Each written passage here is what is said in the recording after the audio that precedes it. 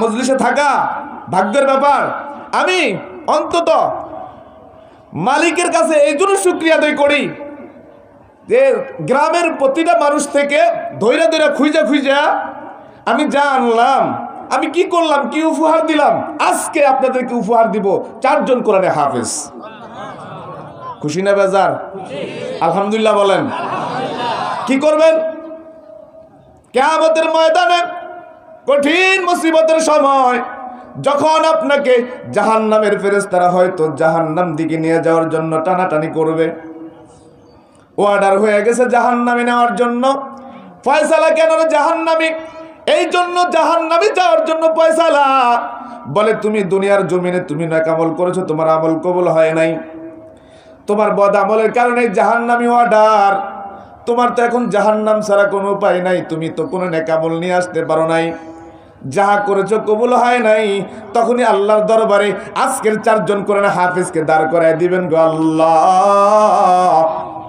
দুনিয়ার জমিনে আমি নেক আমল করেছি, কবুল হয় নাই, অথবা গুনাহের কারণে আজকে জাহান্নামী হয়ে গেছি। ও মালিক, আপনার কাছে আমি আরেকটা বায়না ধরলাম, কি নিজের জীবনের সমস্ত অর্থগুলো ঘাম জড়ায় টাকা পয়সা কামাই করেছি, ঘাম জড়ায় সবজি ফসল লাগাইছি, আলামিন সিরাজি জোর কইরা ঘর থেকে টাকা পয়সা নিয়ে 4 জন কোরআনে হাফেজ বানাইছে। আপনার কোরআন তাদের সিনার মধ্যে গেছে। আপনি তো বলছেন কোরআন সুপারিশকারীকে আপনি কখনো বঞ্চিত করবেন না, যার সিনার মধ্যে কোরআন আছে আপনি তাকে জাহান্নামে জ্বলাবেন না। আপনার কোরআন তো তাদের সিনার মধ্যে হেফাজতের জন্য আল্লাহ আমাদের অর্থ গেছে। আল্লাহ আপনি কি পারেন না ওই 4 কোরআনের হাফেজের উসিলায় আমাদেরকে আজকে মাফ করে দেওয়ার জন্য? আল্লাহর নবী পয়গম্বর আরবি সাল্লাল্লাহু আলাইহি সাল্লাম তার হাদিসের ভাষার মধ্যে স্পষ্ট করে তার উম্মতদেরকে জানায় দেয়, আমার কোরআন যার ব্যাপারে সুপারিশ করবে আমি তার সুপারিশ গ্রহণ করব, এবং আমি জাহান্নামীদেরকে সুপারিশ করাইয়া ওই কোরআনের উসিলায় আমি জান্নাতে পৌঁছাইয়া দেব। আরো জোরে বলেন। আল্লাহর নবী পয়গম্বর আরবি সাল্লাল্লাহু আলাইহি সাল্লাম তার পবিত্র বাণী দিয়া বলেন, কিয়ামতের ময়দানে আমার আল্লাহ তাআলা কোরআনের হাফেজের উসিলায় কি করবেন জানেননি? ও কোরআনের হাফেজের বাবা যে হয়েছো, কপালটা তোমার ভাগ্য ভালো, কত ভালো জানোনি?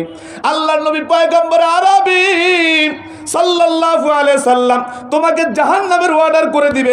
এত এত পাপ তুমি দুনিয়ার জমিনে করেছো, তোমার মতো পাপী পৃথিবীর জমিনে একটাও নাই, একটাও থাকবে না। এত এত পাপ তোমার জন্য জাহান্নাম ওয়াজিব হয়ে গেছে, জাহান্নাম তোমার জন্য অবধারিত, নিশ্চিত জাহান্নামী তোমার মতো এত অপরাধী কেউ নাই। আল্লাহু আকবার। কি আছে ভাগ্যে? বলে একটা ভাগ্যের কাজ করেছি, একটা ভালো কাজ করেছি। সেই কাজটা হলো কি, ওরুজার সন্তানটাকে মাদ্রাসায় দিয়া কোরআন হাফেজ বানাইছি। আমার নবী পয়গম্বর আরবি বলেন, ওই হাফেজ কোরআন যদি দুনিয়ার জমিনে হালালকে হালাল বুঝিয়া, হারামকে হারাম বুঝিয়া, হারাম পরিত্যাগ করিয়া হালাল পন্থা দুনিয়ার জীবন যাপন করতে পারে রে, আমার নবী পয়গম্বর আরবি বলেছেন ওই হাফেজ কোরআনকে তো আল্লাহ জান্নাত দিবেই দিবে। ওই হাফেজ কোরআনের সাথে সাথে তার আত্মীয়তার মধ্যে থেকে 10 জনকে সুপারিশ করে জান্নাতে নিয়ে যাবে। সুবহানাল্লাহ। কোন 10 জনকে নিবে জানেননি? আমি কিছুক্ষণ আগে বলেছিলাম এমন 10 জনকে নিবে যে 10 জনের উপরে জাহান্নাম অবধারিত হয়ে গেছে। বলে জান্নাতে তো জান্নাতে আল্লাহ এমনি দিয়ে দিবে। বলে ওই 10 জন, যে 10 জনকে জাহান্নামী বানায় লিছে, জাহান্নামী 10 জনের মধ্যে হতে পারে তুমি বাবা, বিভিন্ন অপরাধের কারণে তুমি জাহান্নামী হয়ে গেছো। কতক্ষণ কতক্ষণ কতক্ষণ অপরাধ আছে না নাই? আওয়াজ করে বলেন, আছে না নাই? গুনাহ আমাদের জীবনে আছে না নাই? যদি বলে আমার জীবনে গুনাহ আছে, তাহলে বাবা শুনিয়া রাখো, তোমার জন্য জাহান্নাম অবধারিত, আমার জন্য জাহান্নাম অবধারিত। মুক্তির উপায় কি? একটা ছেলে কোরআনে হাফেজ বানাও না রে বাবা। ও ভাইজান, আজকে যার ছেলে কোরআনের হাফেজ হয়েছে, 4টা পিতা ধন্য রে বাবা, তোমরা 4টা পিতা ধন্য। তোমার 4 সন্তান আজকে কোরআনের হাফেজ হয়েছে। নিশ্চিত জানিয়া রাখো, তোমার সন্তানের জন্য এখন থেকে দোয়া করতে থাকো, আল্লাহ হায়াতের কাল যতকাল সে পৃথিবীতে বেঁচে থাকবে কোরআন অনুযায়ী তার জিন্দেগি যাপন করতে পারে। কতক্ষণ? এখন থেকে দোয়া করতে হবে, আল্লাহ আমার সন্তান যাতে কোরআন অনুযায়ী তার জীবনটা যাপন করে। কি উপায় হবে, কি লাভ হবে? বলে তোমার এই দোয়া যদি আল্লাহ কবুল করিয়াই বসে, তোমার সন্তান যদি কোরআন অনুযায়ী জিন্দেগি যাপন করতেই পারে। নবীজির কথা আমার কথা নয়, আমার কথা মিথ্যা, হাজারো মিথ্যা, নবীর কথা কখনো মিথ্যা না, 100% সত্য। কথা কন। কথা বলেন। নবী বলেছেন যে সন্তান তার জিন্দগিটাকে যদি এইভাবে কোরআন অনুযায়ী কাটাইতে পারে, আল্লাহর নবী পয়গম্বর আরবি বলেছেন নিশ্চিত জান্নাতে আমি আল্লাহ তারে দিয়ে দিব। যার মধ্যে কোরআন থাকবে তাকে জাহান্নাম স্পর্শ কোনোদিন করবে না। আরো জোরে কোন, আরো জোরে কোন। কোরআন যার মধ্যে আছে, আল্লাহ নবী বলেন কোরআন বান্দার সিনার মধ্যে এই জন্য দেওয়া হয় না যে তাকে জাহান্নামে জ্বালাবে। কোরআন আল্লাহ পাক রব্বুল আলামিনের কাছে সুপারিশ করবে। কি সুপারিশ জানেননি? জাহান্নামের ফেরেশতা তাকে বের দিবে নিয়ে যাওয়ার জন্য। অমনি কোরআন লাফ দিয়া তার জাহান্নামের গালের মধ্যে একটা থাপ্পড় দিয়ে 10 হাত দূরে ফালাইয়া দিবে। আমার আল্লাহ বলবেন ব্যাপারটা কি? থাপ্পড় দিল কে? কথা বুঝুন না কথাটা? ওর থাপ্পড় দিল কে? বলে আল্লাহ যাকে জাহান্নামে বের দিতে আসছে ও আমার বন্ধু। বলে তোমার বন্ধু হলো কেমনে? আল্লাহ যারা জিন্দিগি বড়িয়া কোরআনটা রাতে 3টা বাজে উঠিয়া পড়ছে, আমার কাছে বড় মায়া লাগে কি জানেননি? আমার ঘুম ভাঙ্গে এই ছোট ছোট মাসুম বাচ্চাদের কোরআন তেলাওয়াতের আওয়াজ দিয়া। আমার ঘুমে ব্যাপুর হঠাৎ করে আমার পাশের থেকে আওয়াজ আসে কে যেন কল চাপে। আমি হঠাৎ করে কল চাপা দেখিয়া রাত্রেবেলা উঠিয়া দেখি ছোট্ট একটা মাসুম বাচ্চা, যে মাসুম বাচ্চারা তার মায়ের কোলে ঘুমানোর কথা, যে মাসুম বাচ্চারা তার মায়ের রুমের মধ্যে থাকার কথা,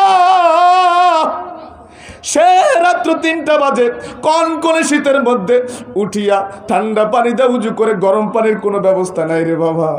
সমস্ত পৃথিবীটা ঘুমে বেবুর, কুয়াশা যেন ঘিরে ফেলেছে, কিন্তু আল্লাহর বান্দা কোরআনের মায়া মমতা উঠিয়া 3টা বাজে উঠিয়া কোরআন ঠান্ডা পানি দিয়ে উজু করে। শুধু উজু করে ক্ষান্ত হয় না, আমি দেখেছি এই মসজিদের মধ্যে ঠান্ডা ফুলের মধ্যে যাইয়া ছোট ছোট মাসুম বাচ্চারা সেজদা দিয়া মালিকের কাছে কান্দে, মালিকের কাছে কান দিয়া বলে আল্লাহ মা বাবা সারিয়া তোমার কোরআনকে সিনার মধ্যে নেওয়ার জন্য আসছি রে মালিক। তুমি যদি কোরআনকে সিনার মধ্যে না দাও, এই কোরআন কখন আমাদের সিনার মধ্যে আসবে না।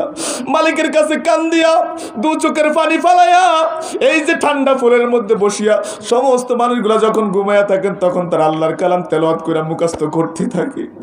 আল্লাহ পাক রব্বুল আলামিনকে কোরআন বলবে আল্লাহ এই বাচ্চাগুলো রাত্রে 3টা বাজে উঠিয়া তোমার কোরআনকে মুখস্থ করছে, সারাটা জনম কোরআনটা বুকের সাথে আগলায় রাখছে, কোরআনের দাওয়াত দিয়া মানুষের কাছে কাছে গেছে। এরপরে যখন আবার তারা শিক্ষক হইল, রাত্র 3টা বাজে ওটা তোরা তালিম দিয়েছে, শিক্ষা দিয়েছে। কথা বলেন ঠিক না বেঠিক?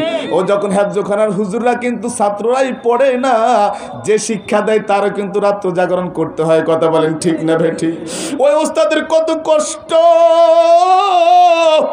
যদি তুমি আইসা যদি পরীক্ষা করবার চাও রে বাবা, এই মাদ্রাসা আইসা প্রত্যেকে যদি একটা রাত্র কইরা হেফজখানা ছাত্রের সাথে থাকেন, দেখবেন ওস্তাদ ছাত্রের কি পরিমাণ কষ্ট করে তারা কোরআনটাকে মুখস্থ করে। নিজের বিছনা নিজে বিছাত, নিজের মশারিটা নিজে টানায়, নিজের বিছনাটা গুছায়া এই বাচ্চাগুলা যখন কোরআন পড়তে থাকে, আমার আল্লাহ তাআলা বলবেন আল্লাহ, আমার আল্লাহর কাছে কোরআন অভিযোগ করবে আল্লাহ এইভাবে তো তারা কোরআনটাকে তার সিনার মধ্যে নিয়ে নিছে। কাফের মুশরিক বেঈমানগুলো কোরআনগুলাতে আগুন জ্বালায়া দিছে, আগুন জ্বালায়া দিছে। দোকান ঘরগুলোর মধ্যে কোরআনকে শেষ করে দিবে বলে তারা কোরআন দোকান পুড়ায় ফেলেছে, কোরআন পুড়ায় ফেলাইছে। আল্লাহ এদের সিনার মধ্যে যদি তোমার কোরআন না থাকতো, পৃথিবীর জমিন থেকে কোরআন নামক কোনো শব্দে পৃথিবীতে থাকতো না। কথা বলেন ঠিক না বেঠিক? আল্লাহ এই সন্তানগুলো কোরআন শিখেছে, কোরআন পড়েছে, কোরআন শিখাইছে। আল্লাহ আপনি এদেরকে কেন আপনি মাফ করবেন না?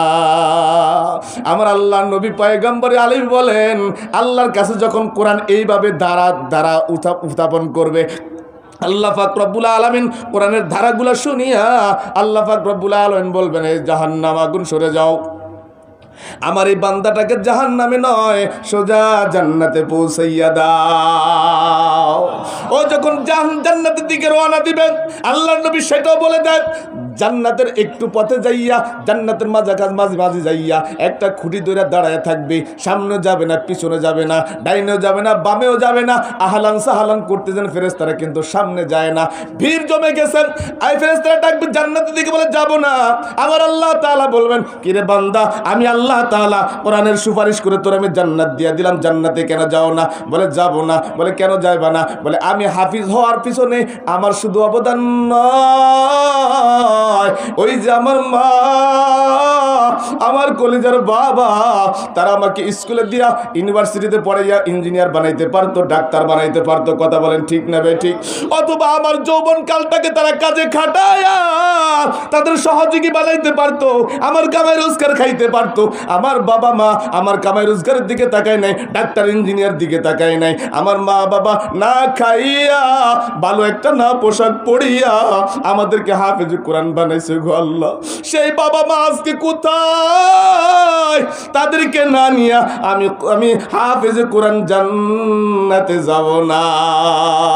আমার আল্লাহ তাআলা তখন এই হাফেজ কোরআনের সুপারিশ গ্রহণ করবেন। তার সুপারিশ অনুযায়ী তার আত্মীয়তার মধ্য থেকে 10 জনকে সুপারিশ করে জান্নাতে নেওয়ার পারমিশন দিয়ে দিবেন কে? জোরে বলেন কে? বলেন, জোরে আওয়াজ করে বলেন কে? শুধু তাই নয় রে বাবা, যখন ও তো আত্মীয় স্বজন নিয়ে যখন জান্নাতের দিকে রওনা দিবে, তখন আমার আপনার কথা মনে পড়ে যাবে। আমি ডাকবো কিরে, এ আতিকুর রহমান, তোর বাবা মারে নিয়ে যা জান্নাতে, ওরা টাকা পয়সা দিছে বইলা, জন্ম দিছে বইলা, আমি তোর ওস্তাদ কি মনে পড়ে না? মানুষ থেকে দাঁড়ে দাঁড়ে খুঁজাই না তোরে খাওয়াইছি, তুই কি আমার কথা বইলা গেছিস নাকি? কথা বোঝেন নাই? আমি তখন বাইনা তোর পরে, আতিক, এ মাইনুল, এ আবু সাইদ, কেন রে আমাদের কি মনে করে না? আমাদের কি মনে পড়ে না? তখন সে কি আমার ছাত্র কি আমারে ফালায়া থুয়া যাইবি না? জোরে বলেন, আমারে কখনো ফালায়া থুয়া যাইবে না, আমাকেও নিয়ে যাইবে। আল্লাহ পাক রব্বুল আলামিন আমার ব্যাপারে তার ছাত্রের সুপারিশ গ্রহণ করবে। ও শুধু তাই নেই রে বাবা, আপনাদের মধ্যে থেকে যারা সহযোগী করেছেন আপনারা তখন বায়না ধরবেন, আল্লাহ পাক রব্বুল আলামিন দেখায় দিবে এই হাফেজ কোরআনকে যে যে সহযোগিতা করেছে। আজকে হাফেজ কোরআনের সুসংবাদটা তাদেরকে দেখায় দাও, যাতে করে হাফেজ কোরআন উসিলা দিয়া আমি আল্লাহর কাছে চাইতে পারে। আমি আল্লাহর কাছে হাফেজ কোরআন উসিলা দিয়া যে চাইবে, আমার হাফেজ কোরআন যার ব্যাপারে সুপারিশ করবে, আমি আল্লাহ তাআলা তার সুপারিশ গ্রহণ করব। তাকেও আমি আল্লাহ তাআলা আজকে হাশরের ময়দানে মাফ করে জান্নাতে পৌঁছাইয়া দিব। জোরে বলেন সুবহানাল্লাহ। এ বাবা, আজকে আপনাদের ফসল, আপনার ক্ষেতের পাট, ধন্যা বা মশারি, আপনার পকেটের টাকা, অর্থ সম্পত্তি দিয়া আপনারা হয়তো মনে করেছেন আলামিন সিরাজি কি যেন কি করে। কতক্ষণ কি যেন কি করে রে, মনে মনে অনেকের প্রশ্ন।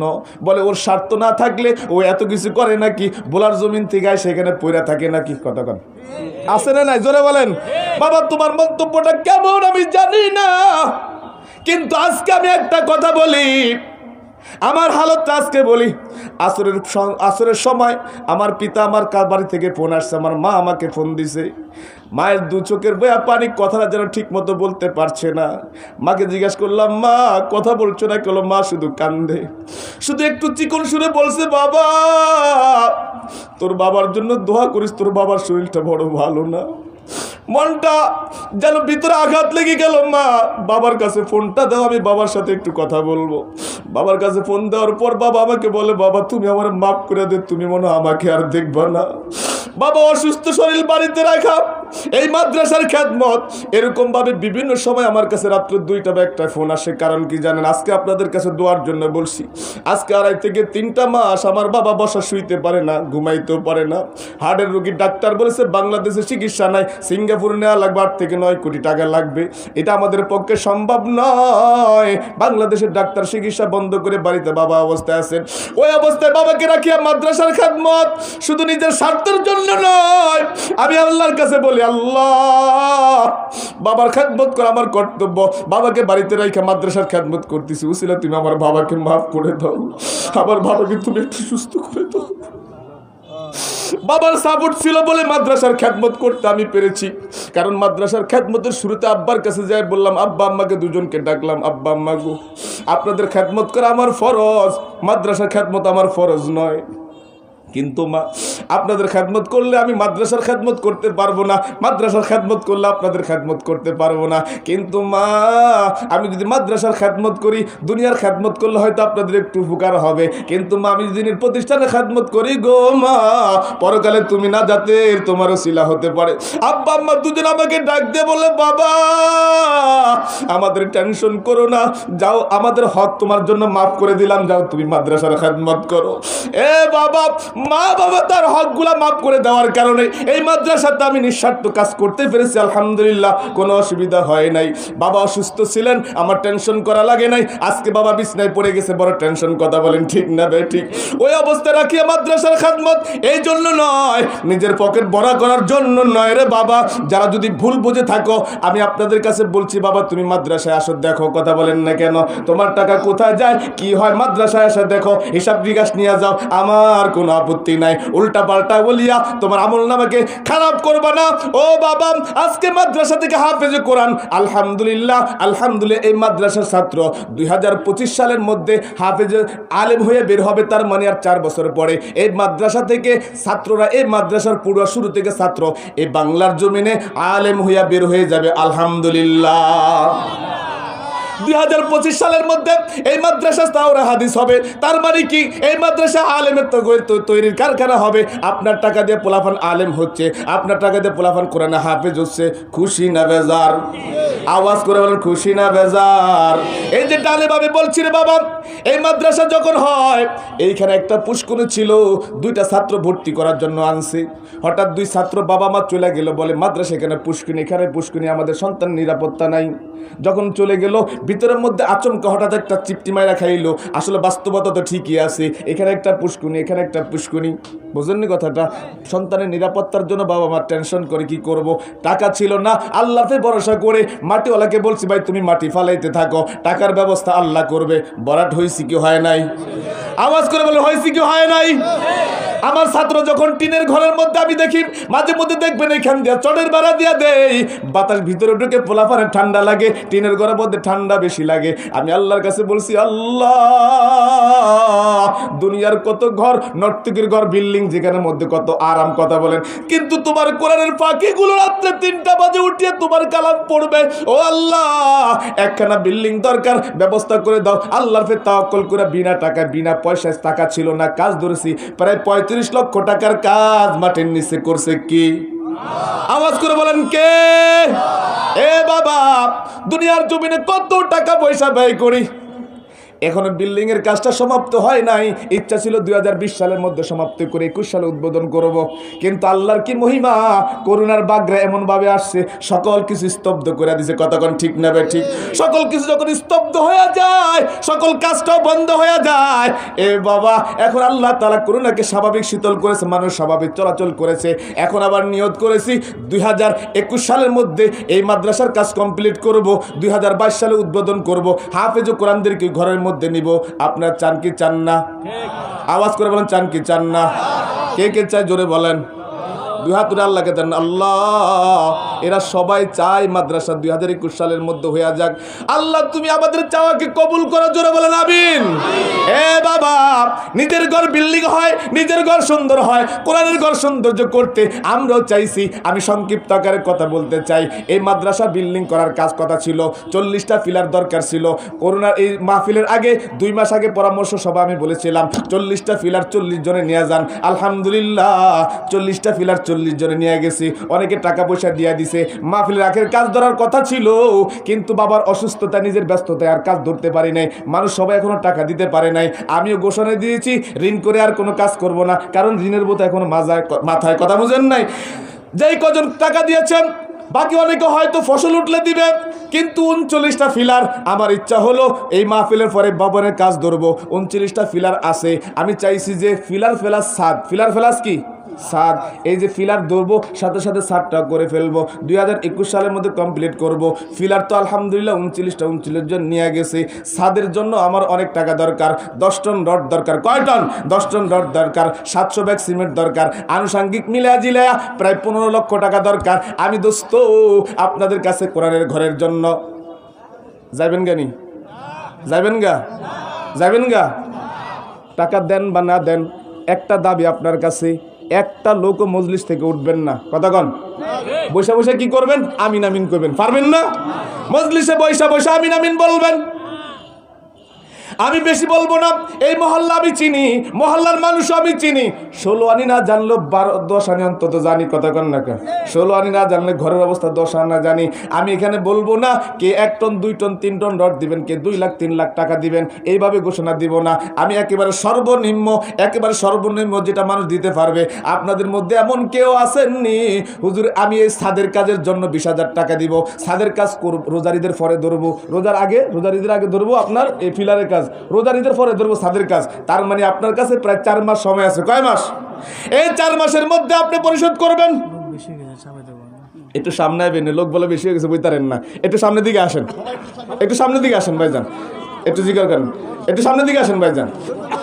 আমি এখনো আয়াতের উপরে হাদিসের উপরে কোনো কথা কই না, আমি কিছু কথা কম আপনার লগে ইনশাআল্লাহ। একটু সামনে আসেন, একটা লোকও যাবেন না, একটু যাবেন না, সামনের দিকে আসেন, জিকির করি লা ইলাহা ইল্লাল্লাহ। একটা লোক উঠা যাবেন না, আপনাদের কাছে অনুরোধ। লা ইলাহা, এই পানি ধরে, লা ইলাহা, লা ইলাহা ইল্লাল্লাহ, লা ইলাহা,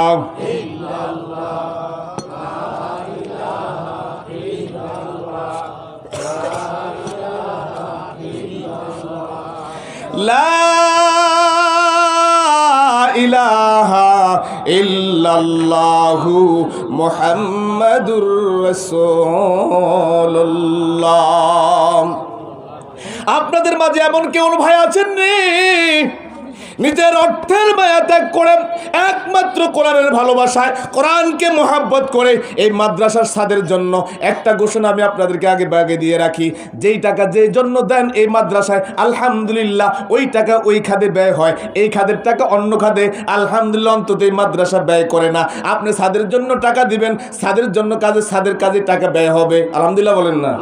অন্তত মাদ্রাসার এই রুলটা আলহামদুলিল্লাহ আছে। এতিমখানার টাকা অন্য জায়গায় হয় না, ঘরের টাকা অন্য জায়গায় ব্যয় হয় না, কথা বলেন না? মসজিদের টাকা মাদ্রাসা হয় না, মাদ্রাসার টাকা মসজিদে যায় না, বুঝেননি কথাটা? আলহামদুলিল্লাহ আমি আপনার কাছে বলছি, আপনার টাকা দিয়ে ছাদের কাজই হবে, আপনার টাকা দিয়ে ফিলারের কাজই হবে। আমি বলছি এই মাদ্রাসার ছাদের জন্য কেউ আসেননি হুজুর 1 টন রড, 1 টনকে 2 ভাগ করলে আধা টন রড, অথবা 20,000 টাকা, 30,000 টাকা। একজন লোক বলেন 20 অথবা 30। কোন ব্যক্তি আসেননি? সর্বপ্রথম আল্লাহর কাছে আপনার জন্য আমি খাস দিলে দোয়া করব, আপনার উসিলা দিয়া অন্য ভাইদের জন্য দোয়া করব। মাত্র বলেন হুজুর দাঁড়াইয়া, হুজুর আমি মাদ্রাসার জন্য 20,000 অথবা 30,000 টাকা দিব ইনশাআল্লাহ, বলেন। উল্লেখ করে তাদের জন্য বয়ানো সারমো না, অন্য কথা চিল্লাচিল্লি করবো না। 20,000 টাকা 4 মাসের মধ্যে পরিশোধ করবেন, রোজার ঈদের পরে দিলে হইব।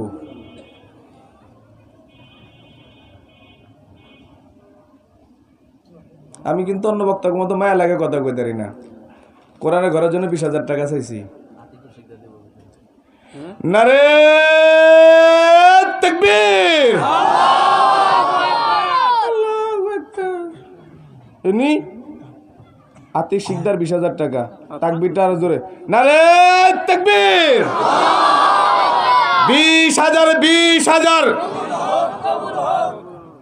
আমরা কই তোর লাগে ভয় পান, একটু বেটা কবুল হোক, কইলেও কবুল হবে, না কইলেও কবুল হবে, একটু মনে আনন্দ, কথা কোন ঠিক কিনা? 20,000 এ আল্লাহ, আতিক শিকদার এই মাদ্রাসার জন্য তার বাবার দেওয়া সম্পত্তি মাদ্রাসায় দেওয়া গেছে। এই যে জমিটা বর্তমানে বরাবর যে বসছেন, বরাবর এই বরাবর জমিটাও তাদের মাদ্রাসার জন্য জমি দিয়েছেন, মাঝে মধ্যে প্রতি বছরে বিভিন্ন সময় অর্থ দান করে। আজকে জমিও দিয়েছে, আজকে এই মাহফিলের প্রথম ছাদের কাজের জন্য 20,000 টাকা। আল্লাহ তুমি তার দানকে কবুল করে না, রহমত নাজিল করো, বরকত দান করো। তার আব্বা যদি বাঁচিয়ে থাকতো, তার বাবার দিলটা বড় হয়ে যাইতো আমার জায়গার মধ্যে মাদ্রাসা, কতক্ষণ ঠিক নেবে ঠিক। আল্লাহ তার বাবা পৃথিবীর জমিনে নাই, মা বেঁচে আছে, বাবার কবরকে জান্নাতের বাগান বানায় দাও, তার মার হায়াতে তৈয়বা দান করে, জোরে বলেন আমিন। আমিন ও আল্লাহ, আমিন ও আল্লাহ, আমিন। দানকারীদের তুমি মাওলা জাবিন।